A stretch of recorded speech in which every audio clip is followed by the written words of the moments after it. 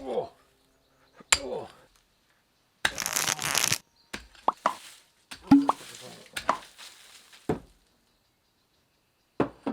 Nice.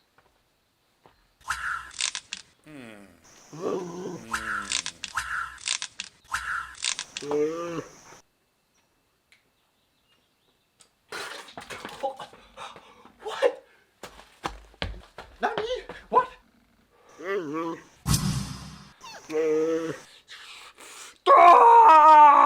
I am never gonna financially recover from this. Before we start, we got timestamps in the description below if you want to use them. Takenoko is a cute, colorful game where players assume the roles of court members managing a shared bamboo garden. Each player is trying to win the heart of the Japanese emperor in making the best garden. There's a catch though, there's this hungry panda running loose. To please the emperor, you'll feed the ravenous animal, irrigate plots, and grow 3 different types of bamboo as you fulfill objective cards with points on them. Takenoko is designed by Anton Bauza, takes about 45 minutes to play, plays from 2 to 4 players. Component overview! Daniel's not here, gonna do it by hand again. Player aids with action selection tokens, improvement tokens, irrigation tokens, wood and weather dye, tiles, panda and the gardener, objective cards, panda, gardener, plots, and of course, the bamboo. Here's an overview just to recap. Player aids, tokens, dye, tiles, miniatures, cards, bamboo. Here's a quick look of how Takenoko is played. Setting up, super easy. Get the pond, put it in the middle, put the panda and the gardener on top, and deal everyone 1 of each of these objective cards. The goal is to score the most victory points by completing these objective cards, and the game ends when someone completes a certain amount of objectives. That number scales with player count. Once someone completes that amount of objectives, they get the favor of the emperor, which gives them 2 more points. And then there's one last round of play before the game actually ends, and everyone then adds up their points to determine the winner. Objectives come in 3 types. Plot objectives require a certain setup of tiles, panda objectives make you pay a certain amount of bamboo, and the gardener objectives need certain quantities of bamboo grown on the board. At any time during your turn, if the game state fulfills an objective you own, you can play it from your hand for free, with no limit on how many objectives you can play. If they're all fulfilled, you can just dump them all. Also, all the tile and bamboo colors matter. You gotta make sure you're matching the right colors to what you're scoring. Now let's go over what you do on a turn to score your objectives. You're gonna choose 2 different actions from an option of 5. For the first option, you draw 3 plot tiles, pick 1 to put into play, and put the other 2 back. Next option, you take an irrigation piece, which you can immediately place or keep for later. Quick explanation on irrigation as a mechanic. Bamboo only grows on tiles that are irrigated, which means that tile touches an irrigation piece. Oh yeah, by the way, the pond tile in the middle irrigates all adjacent tiles. And also the first time a tile is irrigated, it immediately grows 1 section of bamboo on it. Okay, back to the options. Third option, move the gardener wherever you want, but traveling in a straight line. He then causes the tile he lands on to grow 1 section of bamboo, along with all adjacent tiles of matching color. Remember, tiles have to be irrigated for them to grow bamboo. In the fourth option, you move the panda where you want, but again, this has to be in a straight line. You then remove a section of bamboo from the tile the panda lands on and place it on your board. For the last option, you draw an objective card. It doesn't matter which type. Also, you have a hand limit of 5 cards. Oh yeah, one last thing. Starting from the second round of play, players must roll this weather die at the start of their turn, which affects their actions for the turn. The sun gives you a 3rd action, same conditions as before, you can't repeat actions. Rain allows you to pick any irrigated tile and grow bamboo there. Wind gives you the option to double down on an action instead of doing 2 different actions. Storm lets you teleport the panda wherever you want and take a section of bamboo from there. Okay, so Cloud is weird. They let you take an improvement token and either immediately place it in a tile or keep it for later. There's 3 types of tokens: enclosure, fertilizer, and watershed. Enclosure means that the panda can never remove bamboo from that space. Fertilizer means you add 2 sections of bamboo instead of 1 whenever you grow. And watershed means that the tile is irrigated without having to connect it to irrigation channels. Lastly, there's this question mark which lets you pick any of the other options you want. So that's Takenoko in a nutshell. There's more nuance, of course, but that's the basics of how everything works. So let's get down to reviewing Takenoko. Starting with the pros, let's talk about the amazing components. We like every single piece in here, from the high quality plastic in the stackable bamboo pieces, the beautiful pre-painted panda and gardener, and the thick tiles that you'll be constantly placing down. The 4 player aids are made out of thick cardstock and come with wooden action selection tokens, where each pair has its own set of unique symbols. The insert is excellent, where everything has its own section, and the rulebook even has a cute comic in it to readily get you in the theme. These components lend the game into having excellent clarity of information. The player aid explains everything without words, and the tiles pop with color, so you'll never get them confused during gameplay. The minis are, again, painted amazingly. And the 3D bamboo is a great touch as you see it growing higher and higher. Plus, they're as equally colorful as the tiles and rather chunky, so that when people have them in their inventory, you can easily tell what amount and what colors they have. Now hopping on to playing the game, the setup is really fast. Takenoko's initial board is literally just one tile, and then you put the gardener and the panda minis on it. Everyone gets their player aid to read, draws one card from each objective deck, and you're ready to play. The amazing insert that we praised before definitely helps with this. You can start playing Takenoko in under a minute. Okay, let's talk about gameplay. Takenoko's progression is the first thing we want to praise. The board grows out and up as people place tiles and grow bamboo, meaning that the game state is always changing. People have to adapt accordingly to this growth, and since the board always grows in different ways, separate games will always be different. As the initial objective cards, specifically the gardener and plot ones, get fulfilled, the game will start to move faster. This is because similar colors tend to be placed adjacent to one another as players play towards their plot objectives, and this grouping of colors allows for rampant bamboo growth. Remember that when the gardener grows, he grows in the space he's in and adjacent ones of the same color.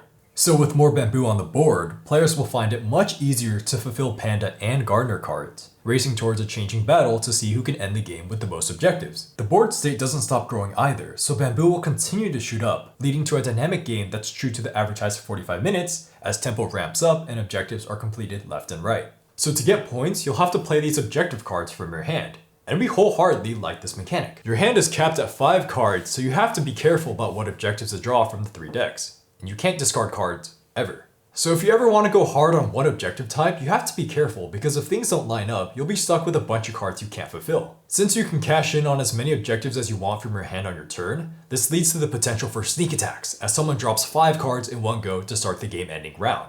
Plus, they get an additional 2 points for doing that can often be the edge needed to win. You always have to be vigilant about what types and how many cards people have in their hand so the game doesn't end before you're ready. But another reason why you have to pay attention is because of the mind games that come into play once you get a hang of the 3 15-card decks. The more you play, the more you can start to predict what cards someone else has. And this gives you insight on what bamboo to eat to counter them, or even what objective deck to draw from if you think they haven't drawn a certain card yet. After a handful of games is where Takenoko will really start to click. And the counterplay mind games that come into play are really fun as everyone tries to read each other and remain one step ahead. A nice touch Anton Bauza added are these improvement tokens. These are modifiers to tiles, ranging from preventing bamboo there from being eaten, doubling the bamboo growth, and even irrigating an out-of-the-way tile. These all tie into some of the gardener objectives as prerequisites, but they also affect the entire game state as they suddenly irrigate tiles or block others from fulfilling their panda objectives. When placing these improvements, the tiles have to be empty beforehand, adding an element of forethought as you'll have to consider how that space may help or hurt players.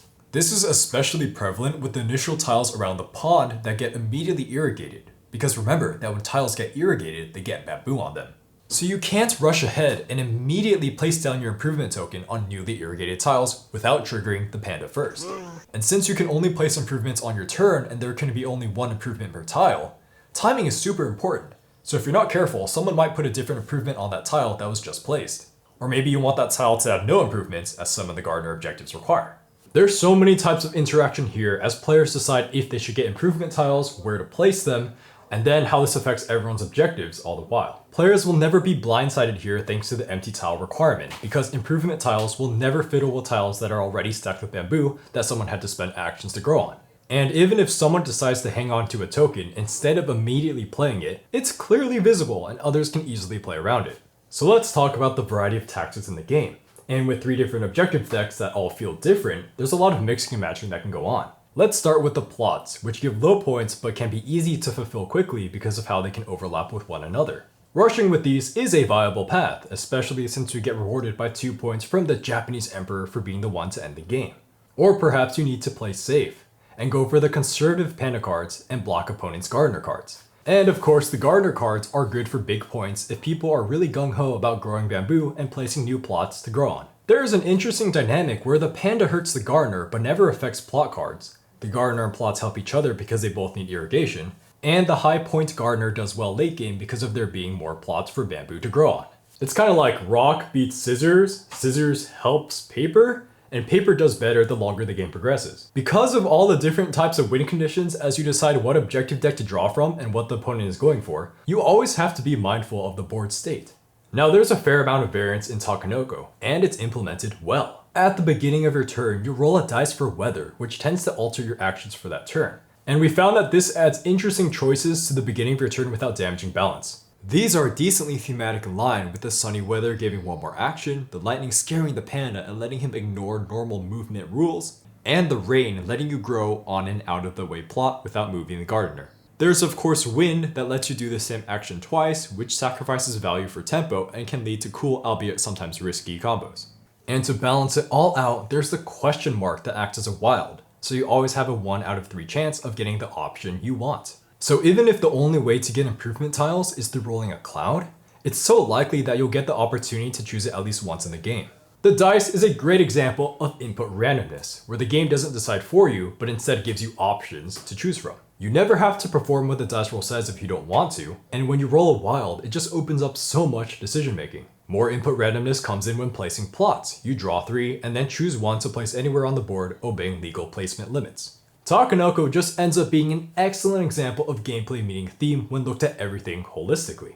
The gardener grows bamboo in an area, and bamboo gets tall really fast. The panda eats bamboo 1 at a time, and of course everything has to be irrigated in order to grow. There's even a great use of improvement tiles thematically, where fertilizer makes spaces grow twice as fast, or fences prevent the panda from eating there altogether. The person to end the game gets the favor of the Japanese emperor, who will be impressed by your management. The game is just so fertile in theme, while still managing to combine it with incredibly thoughtful gameplay. One last thing, the game is good at all player counts. They scaled the objective count and game requirement to the amount of players, so the game doesn't drag. If you want to play more objectives and grow the board at your own pace, play with 2 players. And if you prefer a more explosive growth, where you have to be careful about each of your moves helping an opponent, go for 4 players. Now let's move on to the cons of Takenoko. This is a nitpick and doesn't detract from the game too badly, but we found that the excellent looking bamboo pieces sometimes get in the way of smooth gameplay. They're set up in a way that the upper parts of the chute link together in an oddly specific way.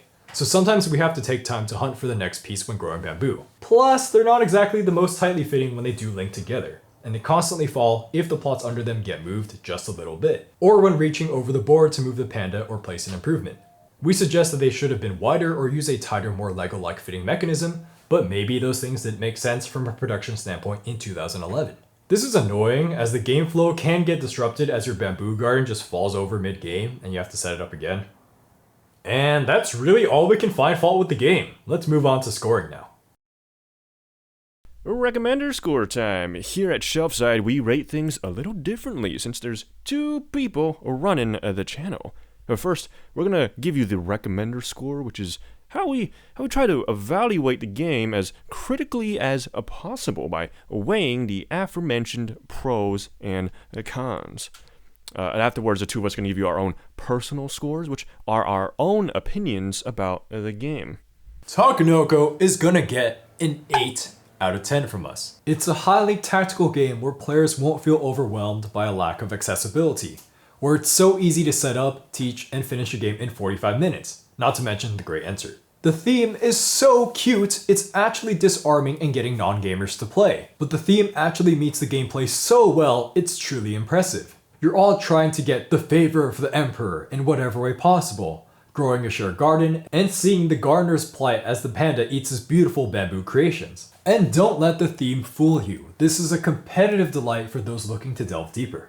It has a short playtime that allows for repeat plays quickly, and once you understand the objectives after a handful of games, Takenoko will really start to click in a competitive manner. You start to think about what's possible to sync up with the plot decks, or what the opponent can do with those 4 green tiles he's trying to grow, and you'll get countless hours of enjoyment with any of the player counts. With the ability to counterplay others' objectives as you mind game each other, and everyone racing to not be left behind when the last objective card is played, this game can really be a strategic delight for those looking for a medium weight game with a lot of depth to sink their teeth into. So then there's the big question of why doesn't this game get more attention? And why is it frequently dismissed both as a family game and as a game that gamers should take a good look at? The problem with Takenoko is that there's an incongruence with how it displays itself versus how it actually is. You see, it's categorized as a family game due to the cute theme and high accessibility, but it doesn't have any clear objectives you should be going for aside for the first 3 you're dealt. So when drawing more objectives, people will be confused, and we had to compare this to other family games like Catan or Ticket to Ride, which explain winning very well. In Catan, you get the largest army, the longest road, the most buildings. Those are all things you can tangibly see and do. In Ticket to Ride, you fulfill your train objectives, but in Takenoko, you can't say fulfill the objectives you get in the beginning and just do that, because eventually you have to draw a lot more of them. When drawing them, you won't be sure how difficult they are to fulfill, much less when is a good time to draw them and how to counter others' objectives. So without this knowledge, it feels like Takenoko is a casual family experience with a really cute theme where you just kind of meander around and grow stuff randomly, drawing cards when you run out.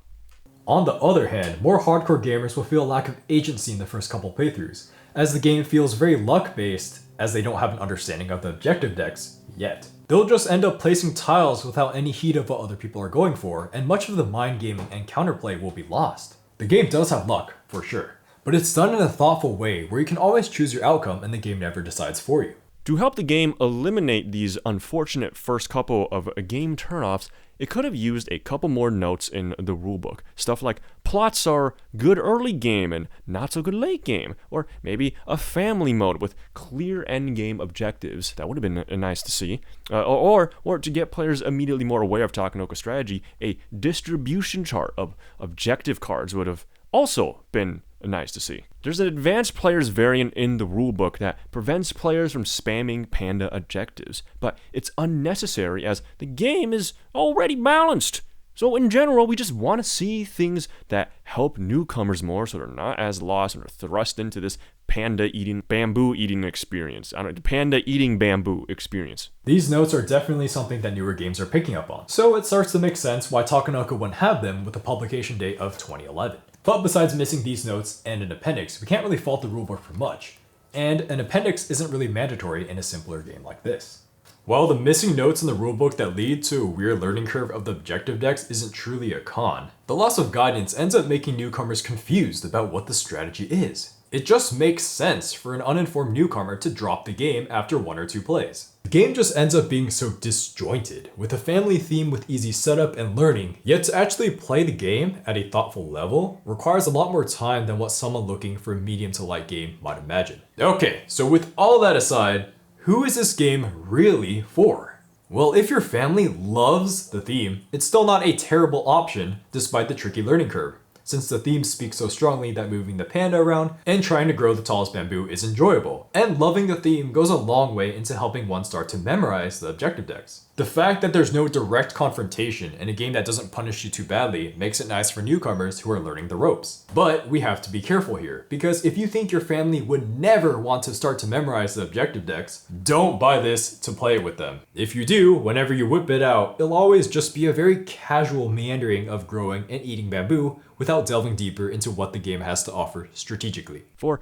the more serious guys out there who want something that's a bit longer than a filler and still feel sufficiently thinky, this would be a great option. The setup is just great. It makes the game so easy to play that you can improve your skills as you play back to back to back to back games. We were surprised that this game had such a strong online competitive presence, and if you want to make an account on Board Game Arena to duke it out, go for it. It's totally free. But besides trying it out for free, what about the $50 MSRP? Because this game is so strong competitively and is designed so well, we think this is okay for more serious groups. But as a pure casual family experience, $50 is a little steep. There is, of course, the Chibi expansion that came out in 2015 that adds another panda and is said to balance the game. And while we haven't tried it, the balance in a space game is actually it's pretty there already, as long as you understand what all the different objectives are and what people are capable of doing. We didn't play the Chibi expansion, so we can't talk about it, but that is definitely something we plan on checking out. So my personal score for this game is gonna be a 10 out of 10! Yeah! Oh my freaking god, it's my first 10 out of 10 on this channel! When I first played this game in high school with Daniel at a convention, I was like, yeah, it's really pretty and has a great theme, but it felt random and unbalanced. It even felt that way the first time I played it after buying it. But I persisted, because despite me experiencing some wonkiness with objective cards, I felt like there was potential. So I started looking at all the objective cards, brainstorming ideas, and yep, this game just took off like a rocket. Takenoko is just so pleasing from literally whatever strategy I decide to take. My heart is thumping when rushing plot objectives, calculating when's the best time to double gardener to play my gardener cards, or just to dick people over by going full panda. The easy setup just allows me to play this game over and over again, which is just so great because I like to play competitively and I don't like to end on a loss. The combinations of the 3 objectives you get every game are different, meaning that Takenoko just continues to feel fresh to me. I can't just settle with the strategy I took last game to play optimally. The map is always changing and opponents are playing differently. And then factor in that I've memorized every single card in the deck. And so when I'm playing, I'm constantly thinking about what objective cards people have so I can start counterplay as soon as possible. There's never one opening move that always works, or one objective deck that's the best, or one perfect time to end the game. And that's why I found Takenoko rewards experience so much that helps me make better inferences on later game states. And these inferences lead to some really rewarding moments. From deciding on what objective deck to draw from because you think someone might have a certain gardener card he's building towards, or knowing that you have to get an improvement token because you missed it in the map tiles, and even playing a bunch of irrigation on the last turn to dump your entire hand of plot cards. I'm on my journey to become the best Takenoko player ever on Board Game Arena, and the fact that I can find an opponent in seconds at any time is a testament to how popular this game is competitively. I normally don't like playing board games on a computer, but Takenoko is just so good that I can excuse that. Plus the scripts on Board Game Arena are really good. So wow, Takenoko is so next level, it's so competitive, I can't ever play it with my friends or family. Well, actually no. I've noticed that friends and family that normally have their eyes glaze over when playing more serious board games, just have their eyes light up when they see this cute little panda and the game called Takenoko with all these pretty colors. But when actually playing, yeah, Takenoko works really well with friends and family. It's in that rare spot where it has lots of mind game potential, but to get your friends to that level, the game is so easy to start playing and doesn't punish poor moves very hard. The rules overhead just makes sense thematically, so there's little confusion on how the game works. Since we all have one shared board, it means that even if you fall behind, you can't be counted out of winning. Add this to the great visual clarity with almost no reading, and you'll have a game where newcomers definitely feel comfortable. I'm so glad I picked up Takenoko because it fits that rare spot in my collection where it just works with a lot of different groups, and it's not a party game. Serious gaming? Yeah, take the tactics I learned online and use it on my friends. A game night with family and family friends? Yeah, sure, it only takes 45 minutes and the theme is so disarming. Thematically, the game makes sense. Mom, you want to grow bamboo? Yeah, just move the gardener there. Oh, you want to eat bamboo? Yeah, just move the panda there and it eats it. 1v1 date night? Yeah, the game works excellent as a 2-player experience, and it's so easy to set up and take down. It's important for me to have accessible experiences that not only I can enjoy, but everyone else too. Takenoko does all of that while promising depth, if I want to get really serious with it. 10 out of 10.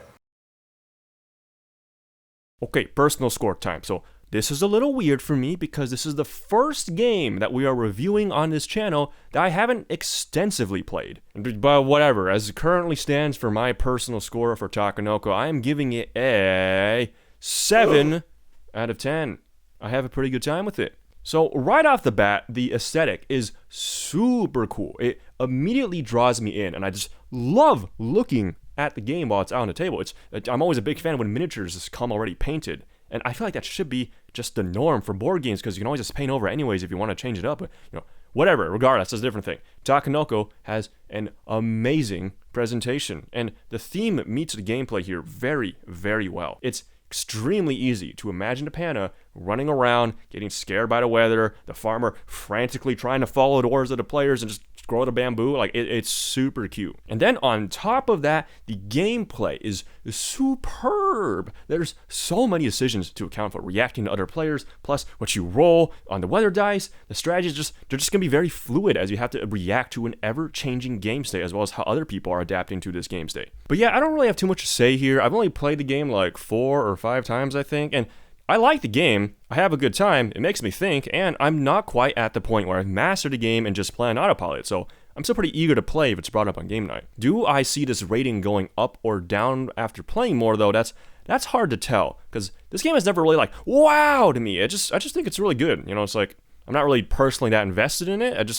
The game looks cute, right? But there's nothing about that particularly captures my attention. And also, as a weird little personal thing, our group doesn't really seem to gravitate towards medium games that often. Because if we have people together, we're probably playing something heavier or just chilling with like something that's really light. So yeah, short and simple take. It's kind of just another good game, and that endless stack of games in the back of my mind, I'm just like, yeah, it's a pretty good game, and I'll leave it like that. Takenoko is an adorable, family-friendly game that has the capacity for depth and deep tactical play without too much complexity. The objective card management and dynamic board state is cleverly designed, leading to a game that constantly feels well-paced and exciting.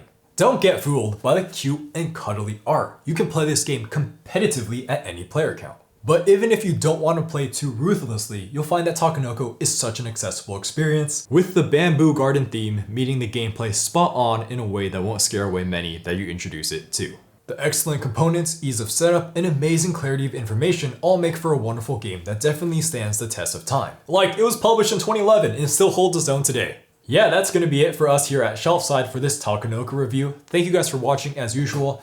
All that stuff is down below. Like, comment, subscribe. Yeah, let us know what games you'd like us to review. See you guys next time. Bye-bye.